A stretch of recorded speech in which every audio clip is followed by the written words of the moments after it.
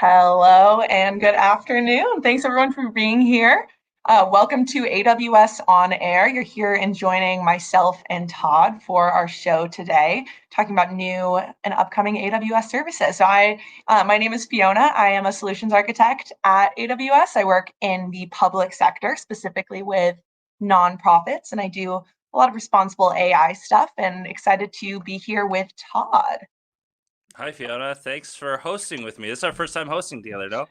It is. Have you been excited for it? I've been excited for it. I am twice as nervous as I normally am. This is going to I be fun. know. I'm pretty Good, good. scary. I've heard that. No. Hey, everybody. I'm Todd Fortier. I'm a senior solutions architect here at AWS, where I focus on developing solutions in what we call the AWS Solutions Library. If you've never heard of that, go to aws.amazon.com/solutions. You can see all the kind of cool stuff that I get to work on every single day. But yeah, I'm excited for today's episode. We're going to be talking about something that I talk a lot about in Is that conversations that I have so? with teams. Yeah, this idea of zero ETL and what does that hmm mean? How is What does it AWS mean? How can we help? make it better for people? How can we make the process simpler? I think we might Yeah, learn a thing or two about that today. This isn't our only show, though. So, this is AWS On Air. It's the flagship show where we talk about AWS overall, but we do have some other shows. Todd, do you have a specific favorite show that we do? yeah. I usually say the AWS on air sports show with our Hmm. producer Nick is my favorite. I'm a sports guy, not all sports, some sports. I like shows when we talk about the NHL and some of the nerds and the stats that we're throwing at different sports. But I'm starting to think maybe I should get into the startup show. If you're a startup, if you're Hmm. starting a company, you want to know how to use cloud services at AWS to do that. We have a show with Jillian who hosts that. What other shows? Yeah. I mean, it's funny. You said that your favorite was sports. I was going to say my favorite is anything, but the sports show. But that's just because it's Nick hosting. I have a special place in my heart for Game Day AM's show. Step Up Your Game Day. That was my first show that I ever got to guest on. But it's hard to compare them all. It's like apples to oranges. So I think they all have their own benefits. Yeah, game day kind of stands unique in the sense that like I had never heard of what a game day is. This sort of what I think it's described as a danger room, but like a digital Oh, danger room. like an escape room? Yeah, like an escape room where you have to sort of get your way out or earn points by Yeah. different missions and different things. And in the process, you learn how to use AWS. I like it's a super cool idea. Yeah, Uh, it is pretty fun, and they're all like unicorn themed, which I think is pretty funny. It's funny, I actually just did my first ever actual like non-AWS escape room yesterday, but for a team bonding exercise with my AWS team, we had to escape a tomb. It was hard for us. My did you team get out lost. or did it? I mean, obviously you got out. You're here today. Well, it was actually virtual, so my team is all over the place. So it was like some online site that does virtual escape rooms. That's pretty neat. Hey, well, this is not going to be that today. You can, if you're tuning in, you are allowed to leave, but we may ask you some. We actually want to know You have what to win. question you have. Yeah, we want to know where you're calling from. That's not a thing. We're on Twitch. Where are you calling from? Where you're listening in from. Have you done a game day before? If you have, what did you think of that? Let us know. We're going to be monitoring the chat. We want to know what questions Yeah. you have for our guests as they come on. I think Um, we should have a good amount of people from Germany, Canada, and the UK today. Shout out to the UK specifically. I'm a UK citizen. Good day. No, that's Australia. I was going to say good day, mates, but that's the wrong country. are you? Uh, Hey, hello? yeah, there it is. Better, What? kind of. But Okay, this is where? going off. This is going off the rails. I think we've got to get to our first segment here. I think this is the Probably time should. to bring in our first guest and talk zero ETL. So, Nick, why don't you go ahead and bring him up?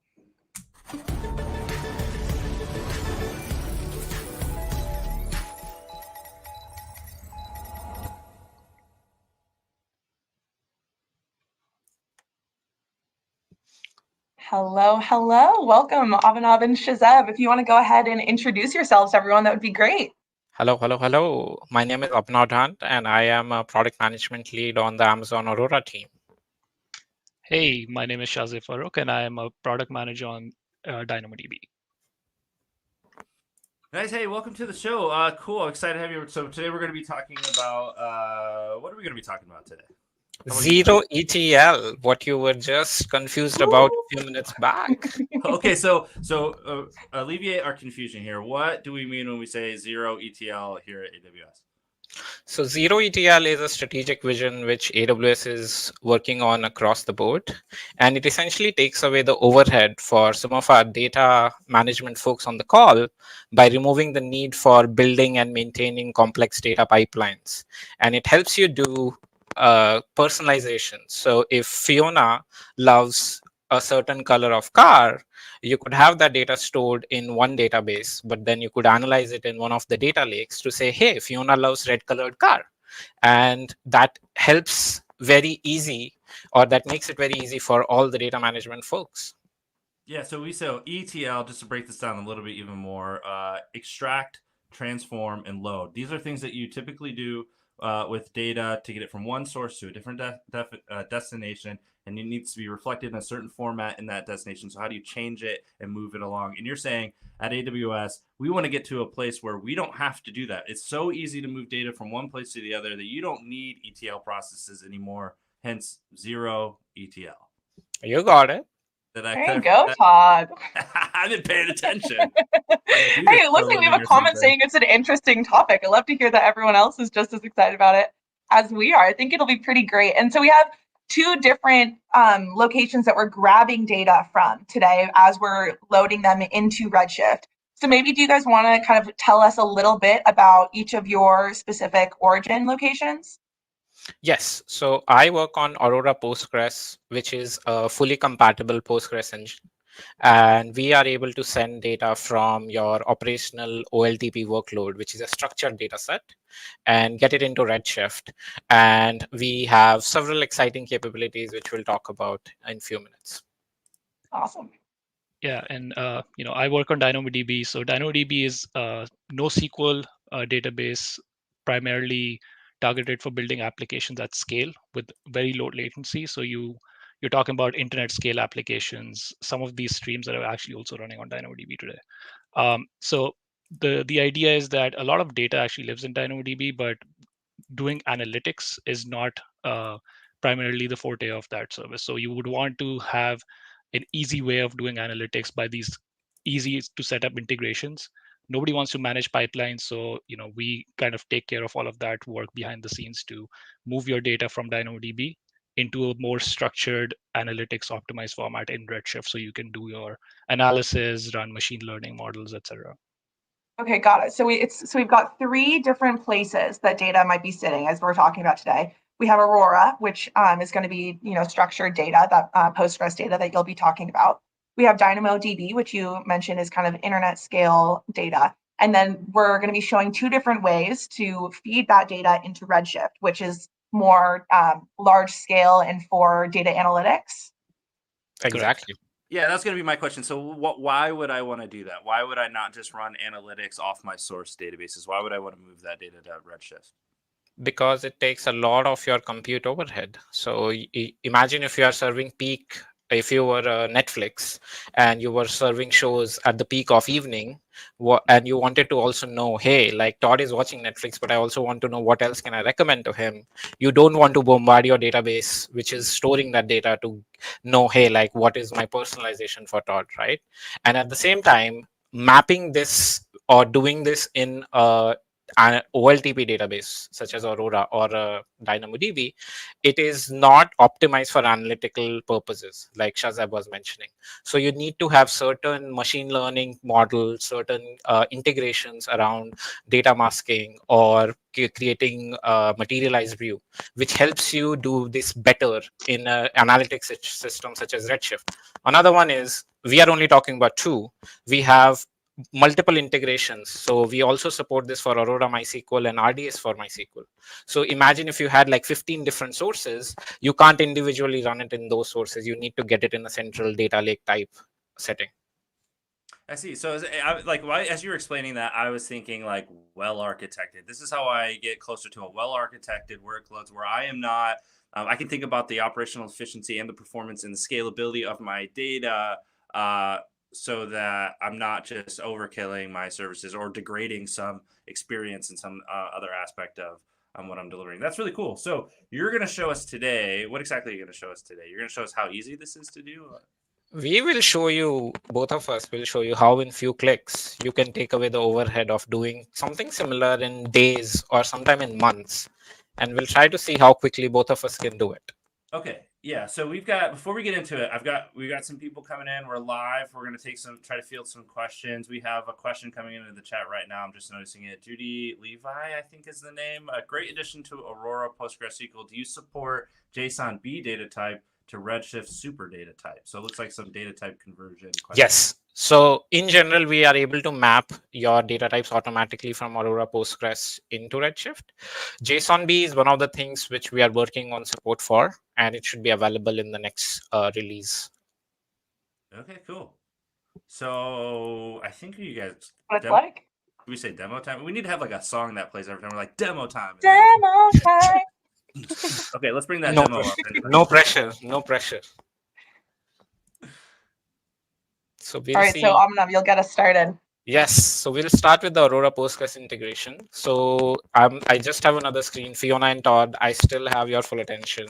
So I'm just going to show you where we are starting. So we are starting on a very familiar RDS console page, right? And for you to create any integration, you just go to this pane on the left side, which says zero-ETL integration.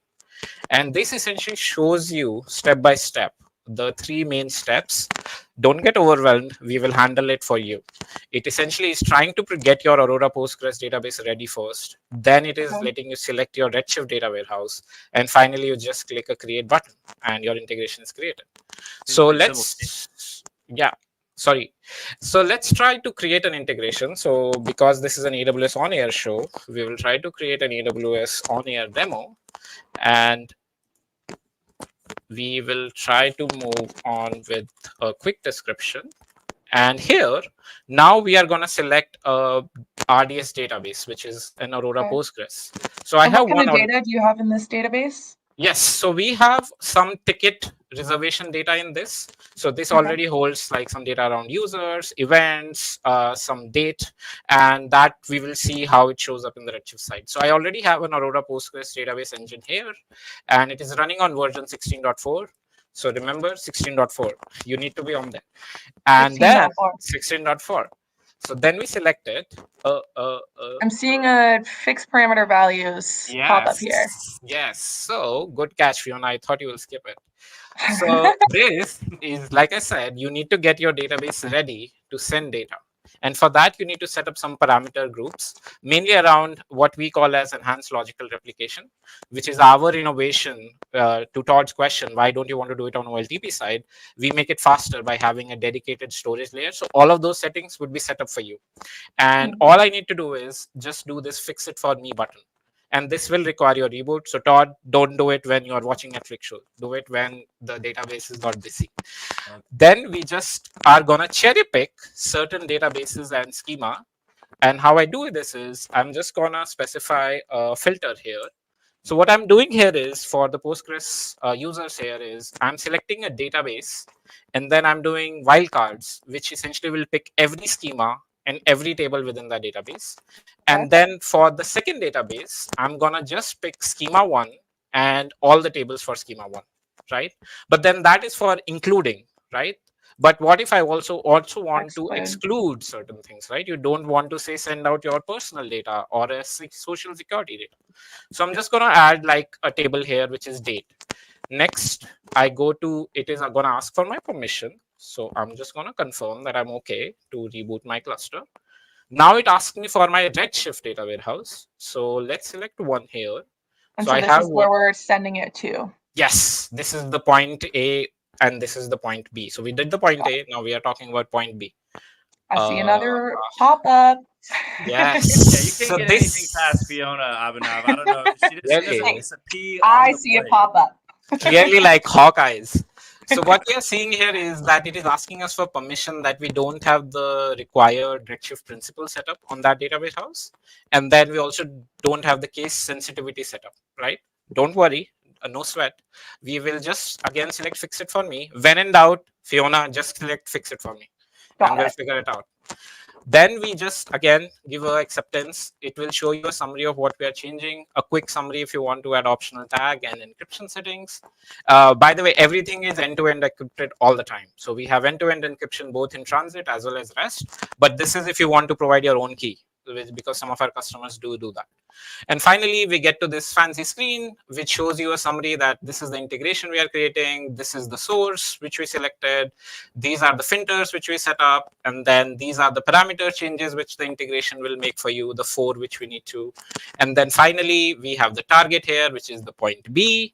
And then we have the parameter settings around case sensitivity. And then I need to just select on this create zero-ETL integration. All right. And so how long does it take to get from Aurora to Redshift? So it will take, depending on your data set size, it can take anywhere from few minutes to maybe like a half an hour in general. But we don't have half an hour. So I thought ahead. We do have something already set up. So let's see already set up integration. So we will go to my dashboard, and this is an integration which is already set up, similar to before. And you can see those same filters, Fiona, if you remember, Hawkeye. So this is the same filter. Where's 16.4? I remember that too. Yes. So we have that. So let's see how this shows up in Redshift, right? So let's go to a Redshift console now. And we go to the zero-ETL integration tab, similar to before. And then we click on this tab real quick. And this shows up here.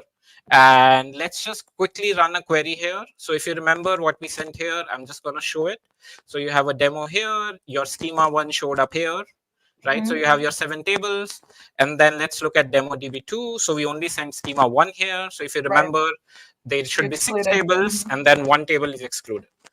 Now let's just quickly show how we can pull the data. So this is a very simple query, which you can see here.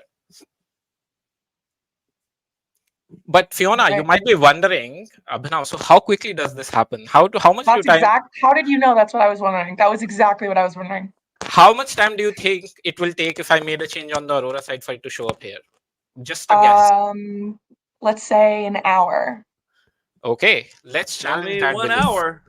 Well, we don't have an hour. So Fiona, I have a challenge for you. Why don't you take out your phone with a timer on, and when I say go, you go. This old thing? Okay. Yes. All right.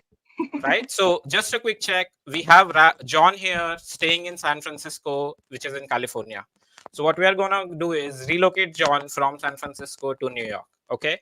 I have a simple. I'll also show you. Tell me when to start. I'll tell you. So right now in Aurora, it's showing in San Francisco. Let's send him to New York. And when I say go, you go. Okay. I'm locked in and ready. 1, 2, 3, go. Okay. So I have executed the query. Now let's go to Redshift. It still shows as San Francisco. And let's refresh. And how much time? Stop.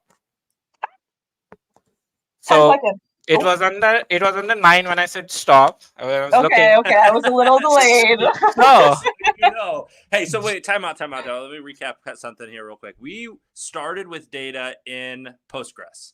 Yes. And we set up an ETL from Postgres to Redshift. You're now querying in Redshift. And what you're suggesting is from the time you changed it in Aurora over here, the source, the time it zero-ETL'd into the destination, less than 10 seconds. Yes. And what better? We do this for 24 million operations within 10 seconds.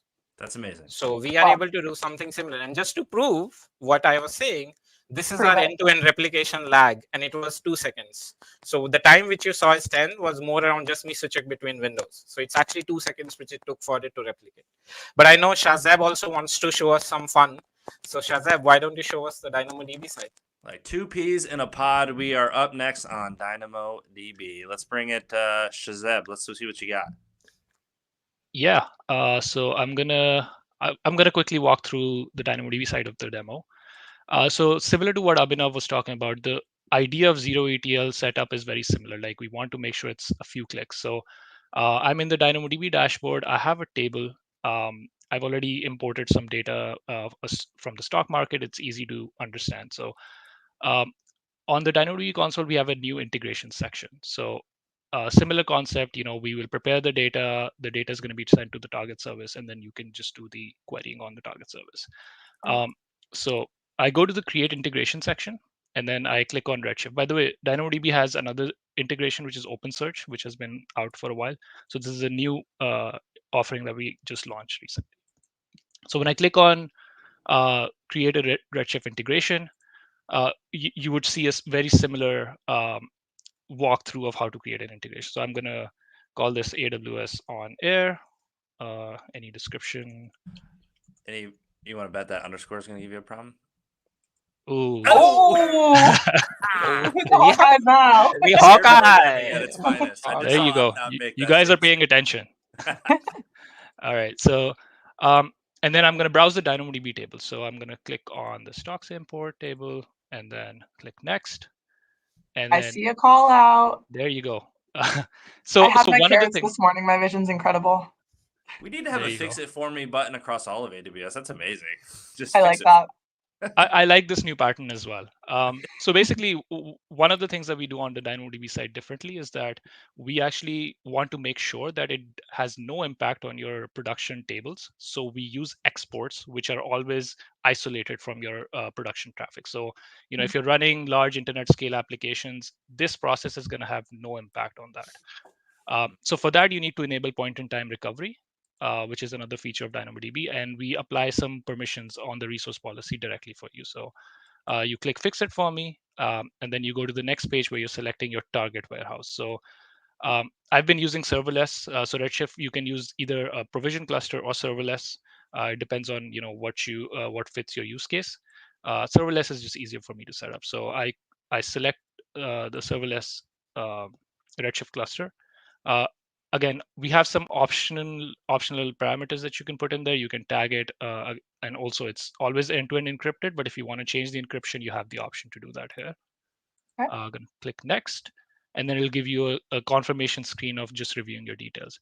One thing that is different from Aurora is that in DynamoDB, you don't have a concept of databases. It's just tables. So you just have tables, and we're replicating one table into Redshift. So I'm going to click on Create the DynamoDB integration.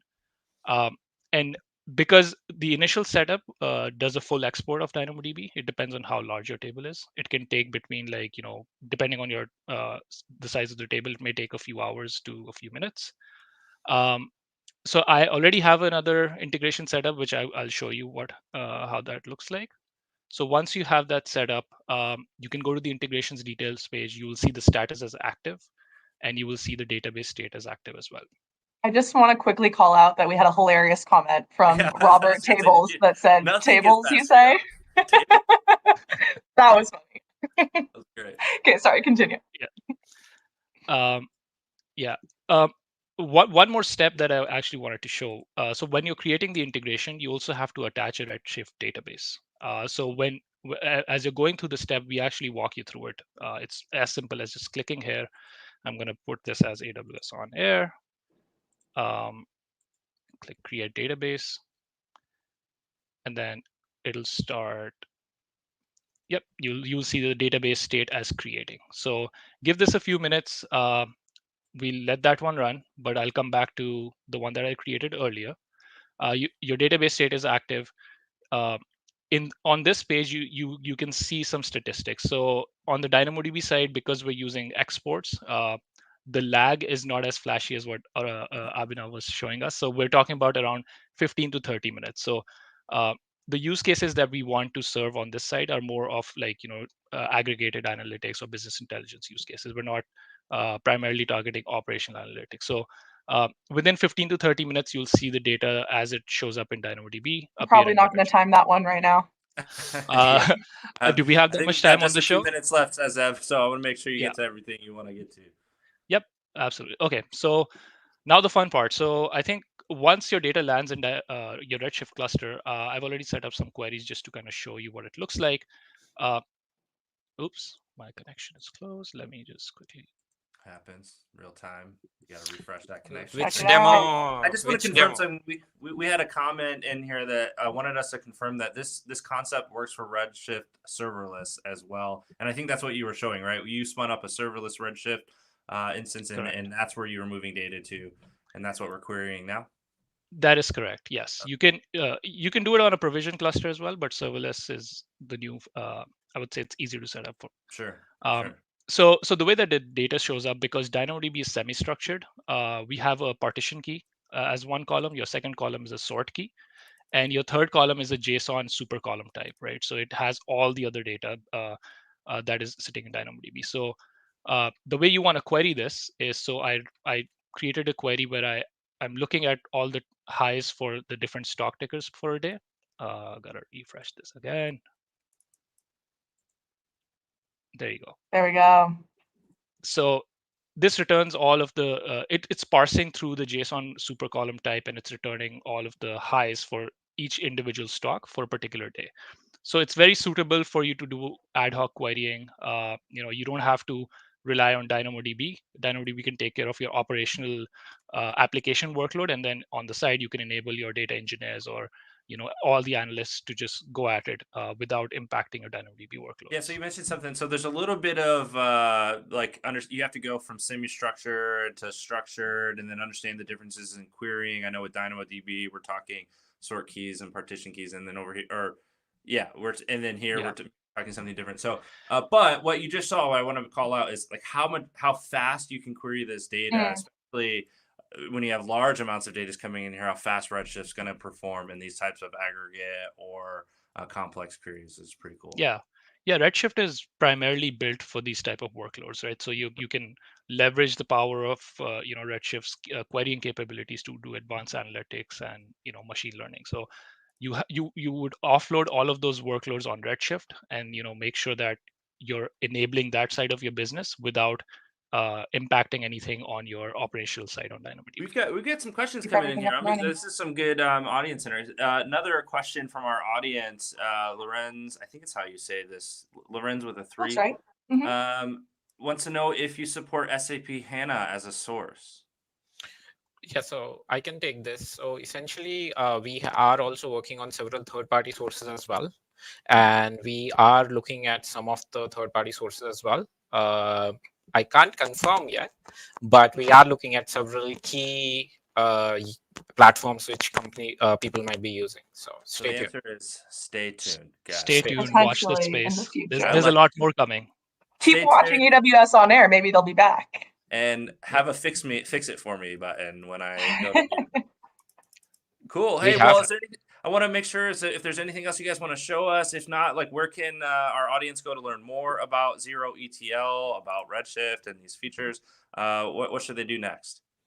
We have dedicated pages on the AWS website, and we also published several blogs this week. So both these integrations went live on 15th, which is 3 days back. So all of those resources would be available to folks. Please check out and give us all your valuable feedback, especially to Hawkeye, Fiona, and Todd.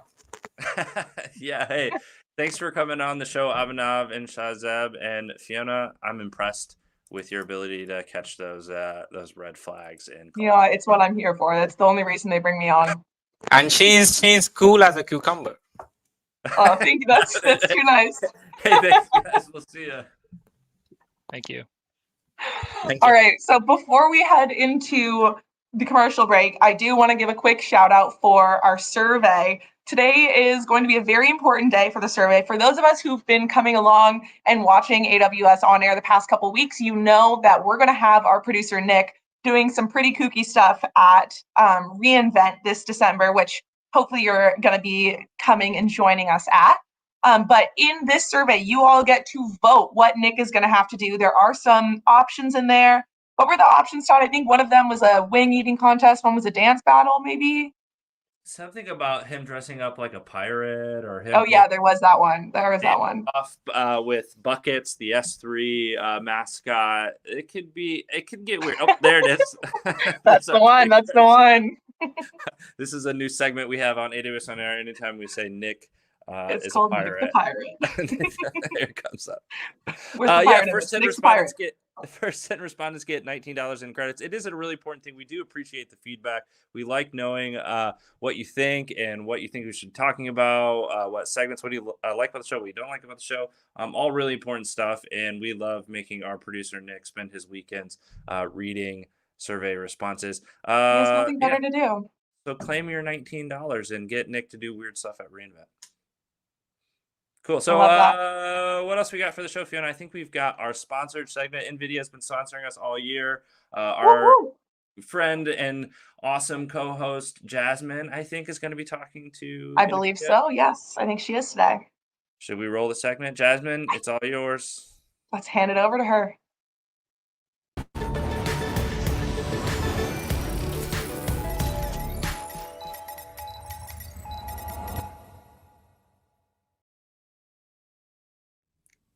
Hey, thanks for the intro. Hi, guys. Welcome to the show. How are you? Hey, Jasmine. I'm good. How are you? I'm Hey, Jasmine, doing how's it well. going? All is good. I'm excited to talk with you today. So, LAU, Sarab, tell me about what it is that you're doing and what fun things we have today. Yes, sure, Jasmine. So thank you very much. My name is Elio Triana. I work on the NVIDIA Amazon team, and today we are so excited to work with Saurav and the SageMaker team on bringing names to customers. So we will discuss about names. We will discuss about the NVIDIA software offerings and how you can use it on SageMaker. All right, Sarab, your turn. We need to know what NIMs are. So, LAU has already given us a little preview. What's going on? Yeah, Saurabh here. I'm product manager for SageMaker Inference, and I drive partnership with the Iliath and team here, and excited to discuss furthermore about SageMaker integration with NIMS. Awesome. So, what is NVIDIA NIMs? And, talk about how we're on SageMaker. What sets it apart? Yep, absolutely, Jasmine. So NVIDIA NIMs, we have been working on optimizing inference. So that's all we do is making sure that not you can get the best performance, the best latency, the best throughput, the best accuracy for your models running on AWS SageMaker, on AWS GPU platforms. So the way we have been doing is making sure that the software plays an important part of the role. It's not just the GPU, it's how you combine the right GPU with the right techniques and the right libraries and the right software. And that is exactly what NIMs come into play. But before that, I want to just show the screen, if you may, because either way, we will be helping any enterprise customer or any AI startup to make sure they can get optimized, they can get the best performance wherever they are in their AI journey. So if they are using optimizing or inference or Gen AI workloads, we will be helping across the entire journey from data acquisition, data curation, pre-training, model customization, information retrieval, inference, and guardrails. So wherever you are in the journey, there is a tool from NVIDIA that will be helping out of that performance. So for all of these steps, there will be a piece of software, including NEMO and including NIMs, that are the one that we are going to talk about today. So let's go about NIMs. NIMs is a container that includes the state-of-the-art performance. So you bring your model, could be Llama, or could be NVIDIA BioNeMo, or could be any other model that you have available. So you bring this model and you wonder yourself how you can run the best performance, the best inference for that model. So instead of going techniques by techniques or doing like a pretty heavy job in terms of understanding what technique apply, if it's batch size or sparsity or latency or accuracy, whatever technique you are trying to achieve, you just bring the container with the state of the art, you deploy it, and it's like at runtime. So this is the state of the art for performance, and we are excited to bring it to SageMaker. So I want to just let Saurav talk about how we can do it on SageMaker, why for SageMaker it's important to run names, and then we can proceed with the demo. Sounds good. Thanks, Elliot. And so Jasmine, just for context, right? Like SageMaker is AWS's fully managed capability for customers to build, train, and deploy machine learning models. I specifically focus on inference, and within inference, like we have a suite of options that we give our customers to run their models, ranging from real-time inference, asynchronous inference, and serverless inference. So with NIMs that Elliot just spoke about, what our customers would be able to do is like kind of pick one of the NIMs that's being offered from NVIDIA and deploy it on SageMaker in any of these options to get the best price performance when doing inference with Gen AI. Nice. So it's kind of you just pick it up and run it in SageMaker. So we know that that saves time and it creates efficiency, but what strategies are used to monitor like performance and manage costs in there? Is that built in as well?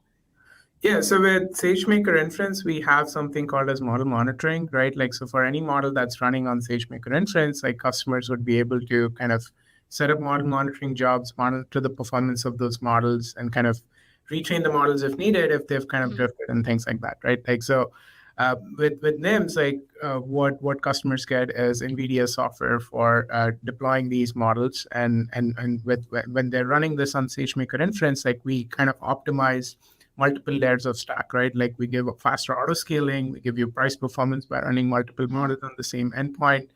And then we have a broad suite of options in terms of the number of instances that you can choose to deploy these models. Yeah, nice. I love hearing about all of the features that are happening here, as well as the optimizations that customers get to make. And they kind of have this, at their fingertips, but I would love to see a demo.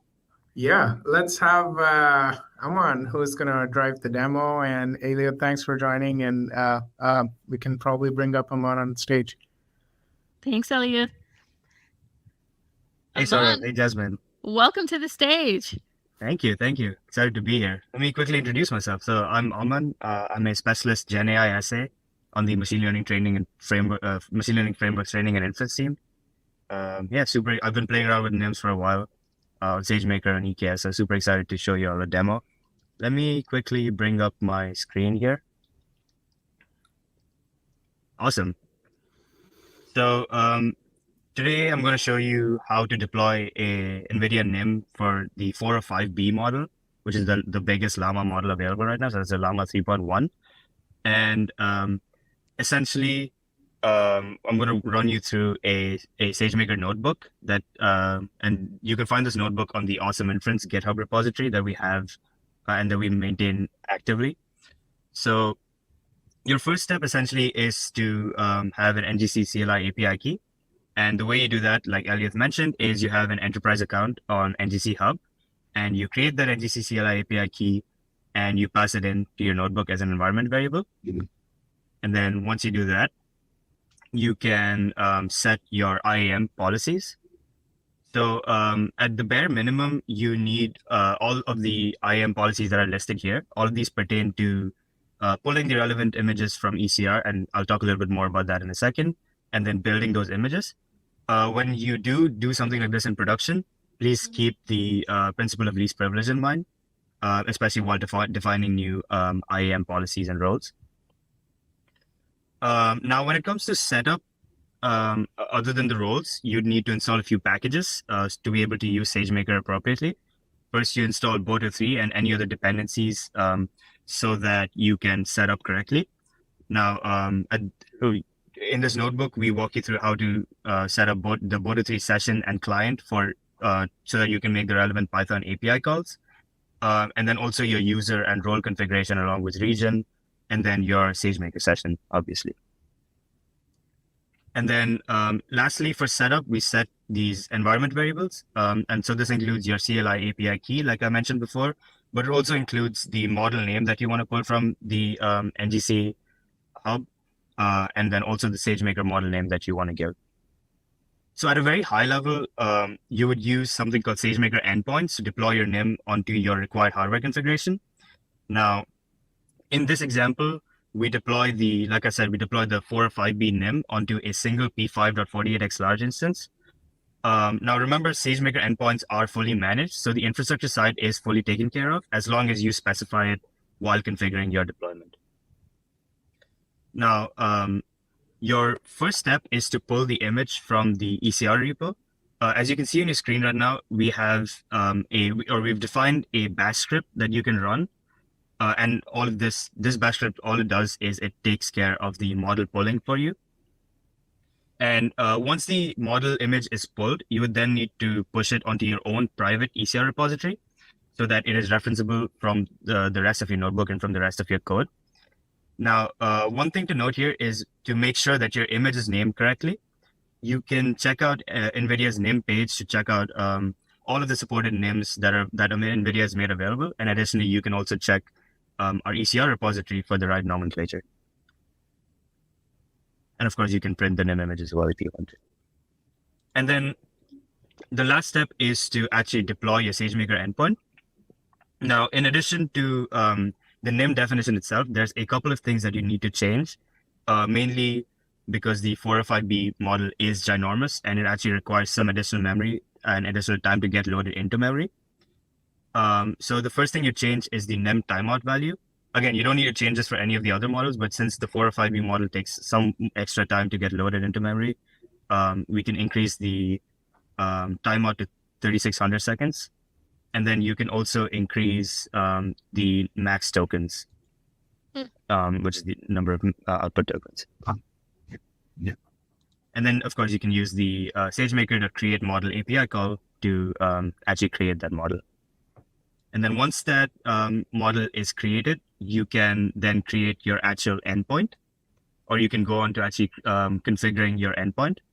And this is where you actually specify your deployment parameters. So specifically, you define your instance type, the number of instances that you want to deploy your model onto, and of course, any other parameters like the SageMaker timeout, so that you're not constrained by timeouts. Like I said, we've noticed that the last two steps together take around 40 minutes to run. Again, this is probably because of the size of the model. But one more thing I'd like to talk about is how NIMS is actually configured to run on your specific hardware. So what happens behind the scenes is there's something called sweeps that get run.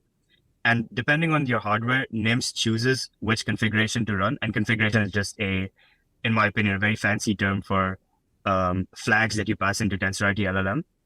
Since TensorRT LLM is the backend that's running for NIMS. So NIMS automatically chooses the most efficient and the most optimized image to run in the backend for you. And then once complete, you can see two things. First, you see that the SageMaker model is created. And second, you see the SageMaker endpoint is created. So I'd like to also chime in here that once the endpoint is ready, right, like the infrastructure behind the endpoint is fully managed by SageMaker. And then the model itself, the model weights, as well as the model container is something that you get from NIMS already optimized by NVIDIA. So with this, like to run the model, like customers would get the kind of the best price performance on the infrastructure side coming from SageMaker, and then an optimal performance coming from NVIDIA. Because these NIMS are already optimized for a given model. Yeah, and to that point, let me just quickly show you the model that's created, and also, so if you go to your SageMaker console, you can see the model, which I just showed, and you can also see the endpoint configuration that's created. Yeah, so that means that customers are getting to deploy these state-of-the-art LLMs in minutes and not days, right? It doesn't take days to get something spun up. Exactly. So like I said, the 405E model takes around 40 minutes, and that includes choosing the best configuration for you as well. That's just for the infrastructure to get set up, right? Like, but Jasmine, customers do save time in terms of trying to figure out things, trying to figure out where the model is, which is the best parameter, where like setting up the infrastructure, right? Like in terms of how do you club together a bunch of EC to create a service that's able to host a model. So customers won't have to do that. It's just like a few steps that they need to follow, and they'll get an inference endpoint to get running with it. Nice. And as we're moving through this demo here, what are the types of customers that are using this for? Like, what are they building? Yeah, so like NIMS is kind of a broad suite of options in terms of the models that they've curated, right? They have models from ranging from Llama to some of the biotech models to some of the drug discovery models. So yeah, I mean, we've seen like customer interest across like all the spectrum that of NIMS that NVIDIA offers. And as Aman is sharing, like we have an ECR repository where NVIDIA is kind of putting the containers for AWS customers to quickly use that ECR repository to deploy the models on SageMaker with keys from NGC. Yeah, nice. So a variety of use cases are already supported, and there's some documentation in there if you need to get a project idea of, oh, can I do this? And someone might have already started on it. Yeah, so we have like a launch blog and a technical blog that we've kind of published about how this can work end to end for customers who are already familiar with SageMaker or not familiar with SageMaker, as well as the same goes with NIMS. You can just follow along the blog step by step, and it also has the notebook that Aman is mentioning here, and you can kind of pick any of the NIMS that's offered and deploy it on SageMaker. Okay, awesome. Aman, anything to leave us with? We're gonna come back and come to a close here. Yeah, and I just wanted to say the beauty of NIMS and by extension, these notebooks is that all you need to do is essentially just change the model name that you import or the image name that you pull and the infrastructure that you want to run on, and you should be able to run all of these out of the box sizes. Nice. I really like that. Being able to give customers something out of the box and say, hey, get going. Awesome. All right. Thanks, Aman. That was great. Sounds good. Thanks. We'll have Eliud come back. Yeah, thank you, everyone. Just a close call to action is let's make sure that you can use NIMS on SageMaker, that they can get to nvidia.com and use it there, or come to SageMaker and use NIMS. We'll be happy to help. And we'll paste the blogs and the documentation on this integration in the chat. Yeah, they'll be here in the chat, and then let us know if you have more questions for NVIDIA along the way. Eliud, I heard that you're in the AWS marketplace for the NVIDIA AI Enterprise, so that's one of my favorite places to send customers, so we'll have those links all up for you and where to go next to get started. Sarab, Aman, Eliud, thank you. This has been so fun. I learned a lot. Let's see how we're using NVIDIA NIMS on SageMaker. Sounds good. Thanks, Jasmine. Thanks for take Thanks, care. guys. Yep. All right, welcome back, Todd. Welcome back to the show. So that's NVIDIA on NIMS. Hey, if you're just joining us, I see some people, some new folks in the chat, some new names. This is AWS On Air. We are a live stream every Friday where we go over the latest and greatest things that are happening at AWS, brought to you by the people who helped develop them. So we do demos and we do different conversations. We kind of showcase what's new here at AWS. So thanks for tuning in. Fiona, I think Nick needs to get those celery sticks ready. It looks like he's going to be eating some hot wings at reInvent this year. It does seem so. I know we had some people that were, reviewing or going through the survey and coming up with what he's going to have to do at reInvent. It looks like a hot wing competition might be in the lead right now. So if you're feeling like you're pro song, I know we had a couple people here in the chat that wanted him to be singing some song lyrics. And if you haven't participated in the survey yet, make sure to go fill it out. That would make my reInvent to see Nick sing Katy Perry at reInvent. I would like that. I would like that very much. But hey, thanks for filling out the survey. We've got a few folks that have already responded to the survey, so we appreciate that. If you haven't yet, please do go to the survey. First 10 responses get $19 in AWS credits. Let us know what you think about the show. There's an opportunity to vote for what our producer Nick will have to do at reInvent here coming up in December. Let's see, what else do we got on the show here today, Fiona? I mean, I think that we may have the honor of Jeff Barr joining us to talk about some other upcoming announcements for AWS. Do you think we should bring him on? Yeah, speaking of, this is the cream of the crop, the creme de la creme, as they call it. The person who knows the most about what's new at AWS has been doing it for a long time. I always learn something new from Jeff, whether or not it's through LinkedIn and his bites on AWS. But yeah, let's do it. Let's bring him in. Let's bring him.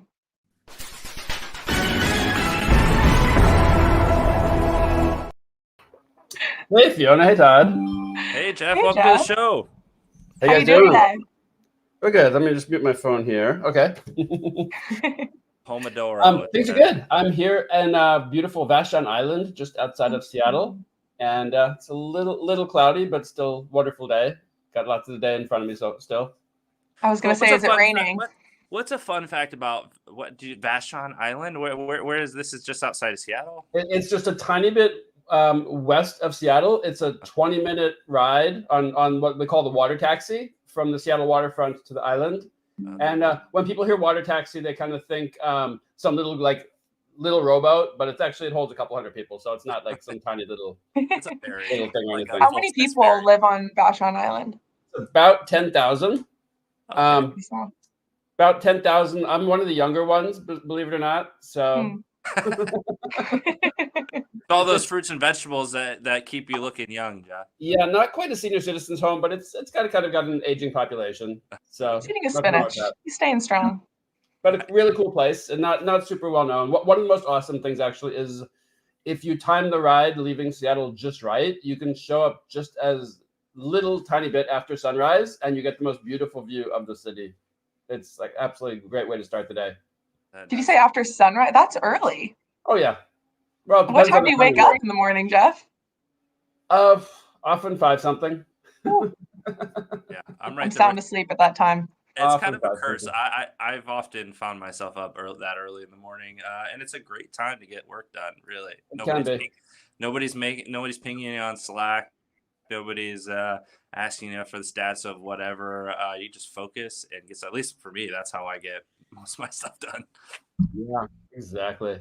Cool. So what do you got for us this week, Jeff? We got what's new at AWS. What are some of your top? I've got a couple of really cool things, and what I like about all these is these actually all build on services and features that we already have. The first one is called the Conversational Builders for Bedrock Agents. So this is kind of neat. There's a lot of moving parts here. So let's take it apart kind of piece by piece. So we've talked about Bedrock a bunch, right? It gives our customers access to a whole bunch of different foundation models. It's fully managed service, helps our customers to build Gen AI apps that are secure and private and scalable and responsible. Not new. We launched it last year, and we've added a ton of foundation models to it since then and continue to do so. But also not new is something called the Bedrock Agents. So the Bedrock Agents basically are, they kind of sit between the foundation model and the outside world and basically kind of mediate interaction between the foundation model and data sources and applications and user conversations and so forth. And the cool thing about these agents is they can actually give extra power to the model and to the Gen AI apps in a way, because you can automate tasks, you can use them to answer specific questions, they can like ask the user for extra information to complete the task, but they can also do things like making API calls to your company's systems. They can call Lambda functions. They can help to decompose big requests into smaller pieces. The agents are super, super powerful. And you can even attach them to knowledge bases. So this is not new either. So we got Bedrock, the foundation models, the agents. None of this is new. But what is cool is we launched this really cool thing called a conversation builder that is, it's kind of like AI for AI in a sense. We shouldn't call that Gen AI. Probably not. Would be kind of awful. AIception. Yeah, but it's kind of AI for AI. So you basically get this interactive assistant where you chat with the assistant and it helps you to build the agents. So you can like set up the name and the description. You can get a summary of what the agent can do. You can use the knowledge base. And the cool thing is you can even just ask this conversational agent to literally create for you an agent. So let me just pull up another screen here for a sec. So I followed one of the examples and I opened up the agent console and I said, build a travel booking agent for business travel in my company. And it thought for a little bit, and behind the scenes it uses Claude Sonnet. And so it creates this little agent you can then flip into test mode. And in addition to being, because it's mostly like a programmatic agent that's kind of sitting there doing stuff, but you can actually interact with it, which is kind of cool. So I asked the agent, what can you do? And it came up with this cool thing. It said, hello, as a travel booking agent, I'm here to assist you with arranging business travel plans for employees. And it shows me what it can help me with. So this agent is essentially giving extra power to the foundation model and to the apps that are built with the foundation model. So the generic foundation model doesn't understand how to do business travel, but by using this agent, it can understand how to do this. So there's actually a prompt that gets added in behind the scenes. So when you say, build me a particular agent, it's actually making a very detailed, very specific, specialized kind of a prompt. There's a lot of indirection here that we're kind of talking through to make this happen, but I think it's super, super cool. So that's the first neat thing. That was a lot of am I correct here in thinking that there's Bedrock and then there's the agent that is doing a task onto Bedrock, and then this conversational agent is an agent on top of that agent that tells you what that agent can do. Exactly. Okay. This is the old thing about solving any problem in computer science with another level of indirection. And this is exactly what's going on there, of things that talk to things and agents that help you to build agents, and then talking to the agent about what it can do. And it's really cool. There's some great docs, and there's actually a lot of good samples and some good blog posts as well to explain this this is particular one. What I've heard described as the next kind of thing in the generative AI space is agent-based generative AI, and so there's going to be agents that do different things. So I think it's going to be a really important feature as we move forward. But this is also where the AI crawls out of the computer and can then do stuff in the real world. So like when the AI decides to like take over the world and like unplug all of the security systems. I've been waiting for that feature. We're talking agents, like you mean Agent Smith from the Matrix, right? Like this is the precursor to Agent Smith. If you have the right hardware, if you have a robot, right? So in theory, actually, like you could have a Lambda function that does some IoT stuff and controls a robot somewhere. So the agent could like go out and do something, I guess. If we do have that, you're going to hear about it first here on AWS. No, yeah, that'd be an awesome demo, wouldn't it? Yeah, that'd be a cool demo. Okay. Yeah, we'll have to work for that. Anyway, let's see. Other cool thing. Next one is much more pedestrian. So we've got Amazon Elastic File System or EFS, which we've had for a long time. I like EFS because it's super, super simple. You create the file system, you mount it to your Linux or your Windows instance, and then you've got this infinitely scalable file system. You just keep throwing files at it. It's just going to scale up to give you just as much storage as you want. And in addition to mounting it to instances, you can mount it to Lambda functions. And actually, you can also mount it to your on-premises compute power. So you can have this scalable Elastic file system in the cloud that can be shared across both your cloud compute and your serverless compute and your on-premises compute, if you'd like. So that's EFS. That's not new. I wrote about that a long time ago. But what's really cool is we actually boosted the amount of read throughput you can get. You can now get up to 60 gigabytes per second of read throughput from EFS file systems, which is a huge amount.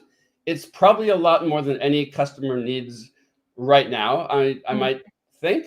But to me, the cool thing about these gigantic limits is when you're designing some system, you're kind of thinking to the way out into the future where you're thinking, I want to have gazillions of users and I want to be the most successful service anywhere in the world. You've got all that scale and all that headroom so that you don't have to think, okay, if I do get successful, I'm going to hit some scaling limit. So being able to get up to this 60 gigabytes per second is like, wow, a ton of awesome read throughput. Do you know off the top of your head what the throughput was previously? It was actually half of that. It was 30 gigabytes per second. Sheesh. Okay, big improvement. Yeah. So there is a little bit of a footnote on this. It's available in 7 regions where you can get up to 60. But there's another set of regions where the limit used to be 3. And we've moved that one up to 10. So it is kind of scaling in different regions at different points. I have to guess that's kind of based on the growth of our customers and the use cases in those different regions is how the team decides when they need to push those numbers up and do whatever magic they have to do to make it support more throughput. But it's there. It's cool. We'll drop a link to the what's new in that. Very cool. And the other one, do we have time for one more? One more. Yeah, let's do it.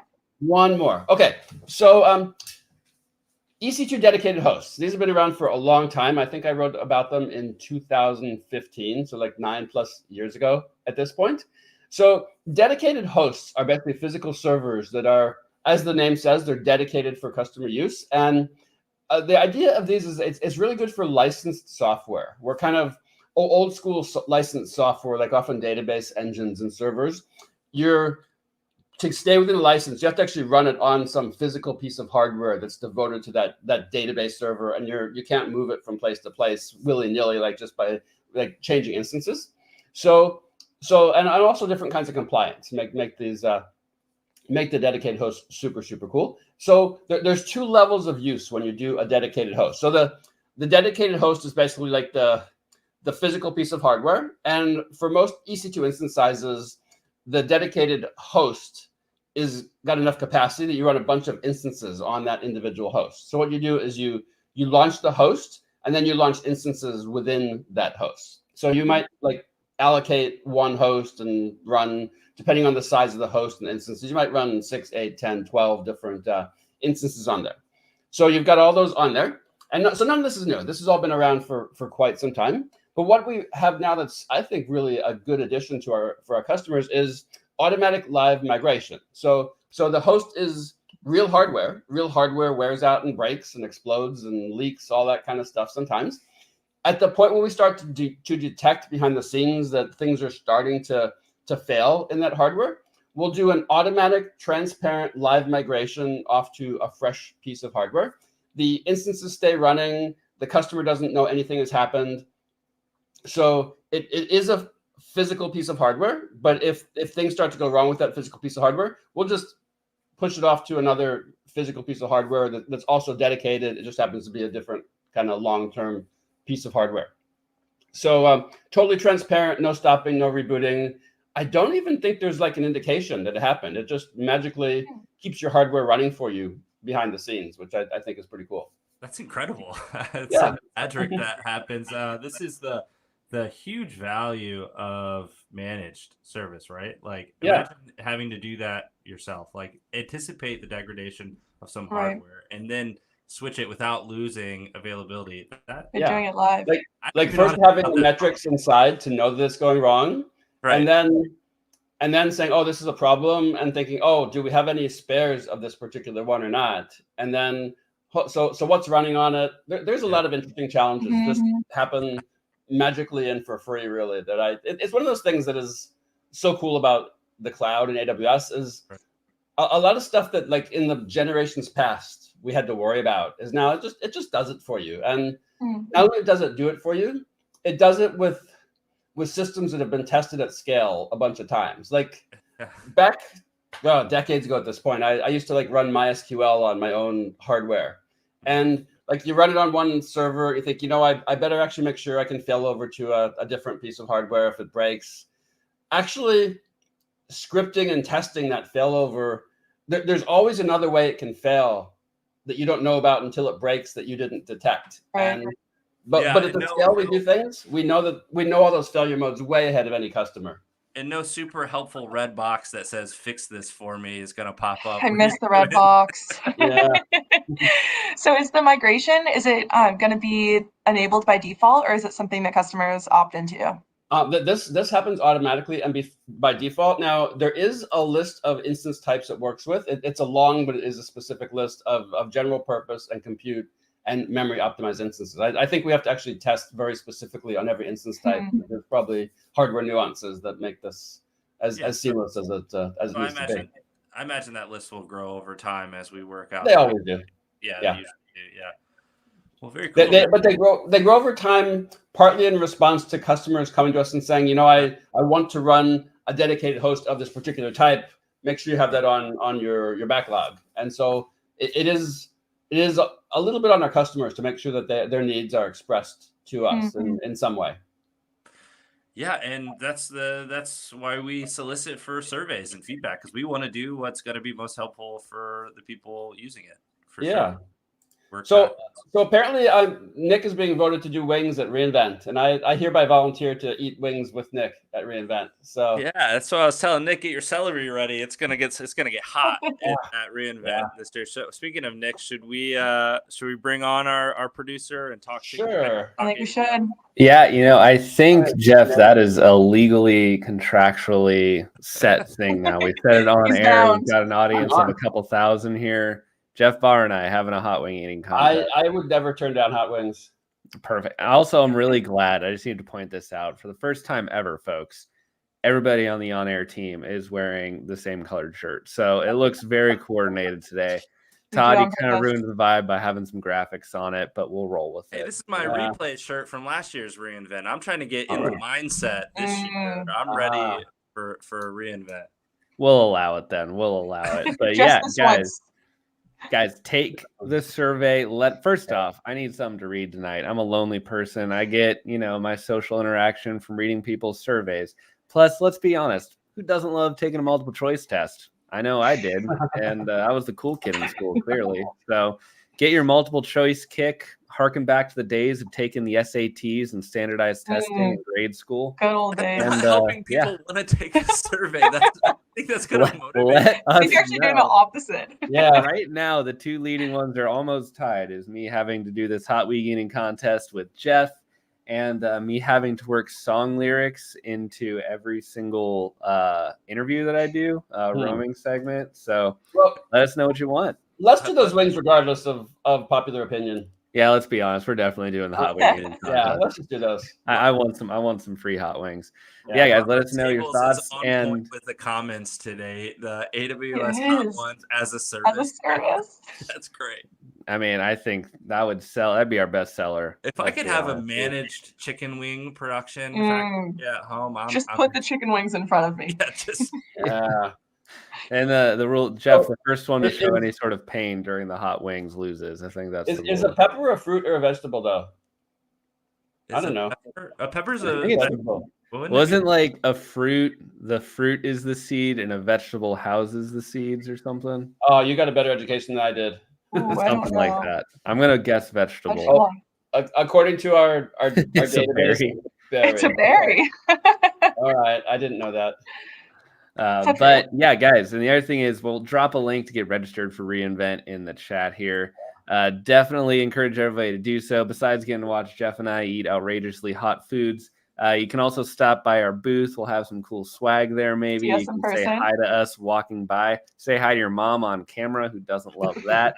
There are so many cool things on the expo floor that you can do. A lot of the demos that we come up with, like you can actually live interact with them. Last year, I was able to fly a drone, use the F1 race simulator, which was pretty sweet. Got to do an NFL passing thing, which was kind of cool. I even played beer pong against a robot.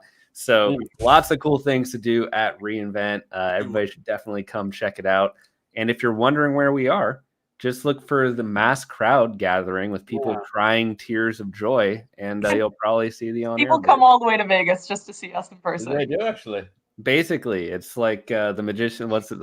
Chris Angel, and then it's like us. We're right there. You know? Just about on some scale.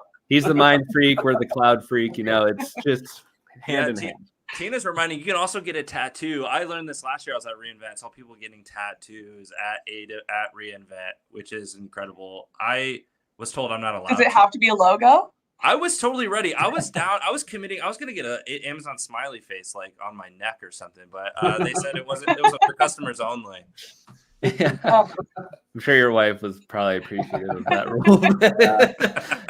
All right, guys. Well, I know we're at time, so we got to wrap here. But yeah, everybody take the survey, register for reInvent. Let us know your thoughts on the show. And who's going to take us out today? I think it's Todd's turn. Sure. What am I doing? Got to take us out, man. What's the closing thought? Hey, I'll take us out. We want me to sing a song or something? Oh, yes. Oh, well, now. I'm not going to sing a song. Absolutely, we want you to sing a song. Hey, I'm going to see you at reInvent. I will be there. I'm super excited. Thanks for watching, everybody. We'll see you next week on AWS On Air. See y'all.